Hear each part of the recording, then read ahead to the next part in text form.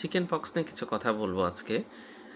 এটা varicella zoster নামে একটা ভাইরাস দিয়ে আমাদের হয়ে থাকে এবং এটা একটা ডিএনএ ভাইরাস। তো যাক কীভাবে ছড়ায় এই ভাইরাসটা আমাদের শরীরে কীভাবে ঢুকতে পারে সেটা হচ্ছে রেসপিরেটরি ড্রপলেটস, অর্থাৎ কেউ হাঁচি কাশি দিলেও সেটা আপনার নাক মুখ দিয়ে ভিতরে প্রবেশ করলে এটা হতে পারে, চিকেন পক্স হয় এভাবেই।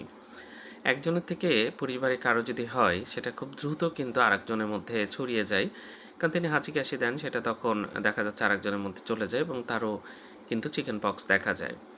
তো এখানে কি হয়, ফিভার থাকে, জ্বর থাকে এবং র্যাশ থাকে, এক ধরনের ম্যাকুলোপ্যাপুলার র্যাশ থাকে।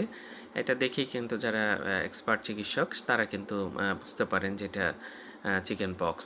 তো যাই হোক, ভাইরাসটার নাম হচ্ছে ভ্যারিসেলা জোস্টার ভাইরাস এবং এটা 10 থেকে 21 দিন পর্যন্ত এটা ইনকিউবেশন পিরিয়ড, অর্থাৎ ভাইরাসটা আপনার শরীরে ঢোকে রোগের সিমটম তৈরি করতে 10 থেকে 21 দিন পর্যন্ত সময় লাগতে পারে। আর এটা আপনার শরীরে কোনো র্যাশ বের হয়নি তার 2 দিন আগে থেকে কিন্তু আপনি আরেকজনকে এটা ছড়াতে পারবেন।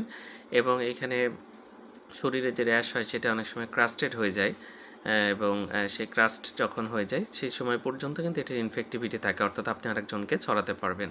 যাই হোক, এরকম হলে ভালো একজন চিকিৎসক দেখাবেন, নিশ্চয়ই আপনি এটার সমাধান পাবেন। ধন্যবাদ সবাইকে।